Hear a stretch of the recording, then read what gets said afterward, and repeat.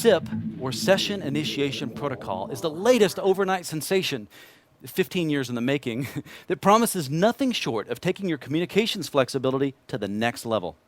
Now, to understand why, we need to take a ride in the Wayback Machine to see how things were. The year is 1996.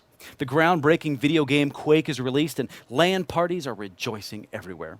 Michael Johnson's the fastest man on Earth. And when it comes to telephony, SS7 and H.323 are ruling the public switch telephone network. Oh, times were good. But cracks were starting to appear. These protocols were difficult and time-consuming to develop applications on. For example, call waiting, you know that one, took over a year to develop. The co-developer of Real-Time Protocol, a professor from Columbia University, noticed that in 12 short months, the number of computers on the internet had gone from 1 million to 10 million, and that those long development cycles needed to make a quick exit. What we need, surmised the professor, is an open, flexible, multimedia protocol where applications can be developed in days, not years. But he went on and he said, for this to work, not only does it need to be developer-friendly, but also network administration-friendly.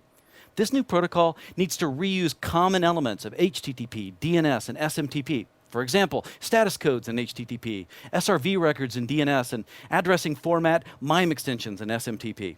And you know what? He did it. SIP was born as the IETF, awarded it RFC 2543 in 1999.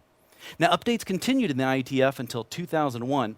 RFC 3261 signaled that the fundamentals of SIP were now in place and it was ready to be released. RFC 3261 broke SIP down to accomplishing 4 basic tasks: locating users and resolving their SIP address to an IP address, negotiating capabilities and features among all the session participants, changing session parameters during the call, and finally, managing the setup and teardown of all calls for all users in the session. Today, Session Initiation Protocol has never been more popular. So how does all this happen? Well, let's look at some terms. A user agent, the UA, is the end user device that initiates a session. Now, these can be cell phones, PCs, IP phones, things like this. A registrar server is a database with the location of user agents within a domain. It responds to location requests, like phone number and such, from other servers. Now, it probably goes without saying, I would pay close attention to the security on this element.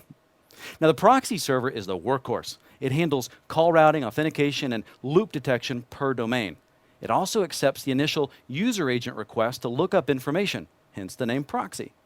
After the call is established, the proxy can stay in path or drop out and allow the user agents to communicate directly.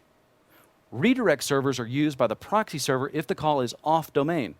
In fact, in this example, our proxy server, TechWise TV, will query the redirect server for the IP address of the off domain user.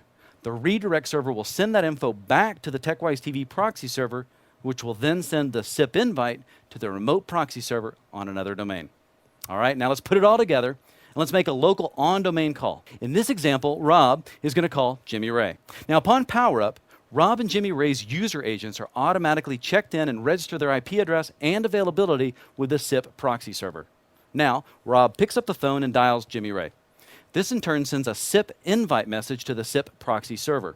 It will then query the SIP registrar server for Jimmy Ray's contact info.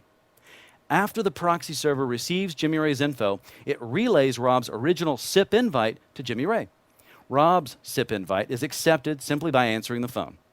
The proxy server informs Rob that Jimmy Ray has accepted his invite and is ready to communicate.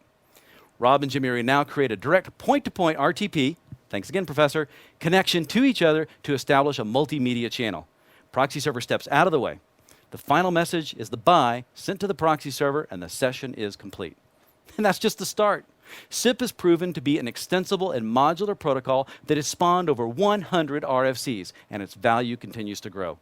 SIP is also independent of the underlying transport layer, and as such, integrates well with other protocols such as UDP, TCP, LDAP, SDP, RSVP. I could go on. Cisco has authored over 1/3 of the SIP RFCs and chairs many of the SIP working groups to advance development of this exciting protocol. And these are just the fundamentals. This one protocol that can be used to both save money and expand possibilities for your communication needs today.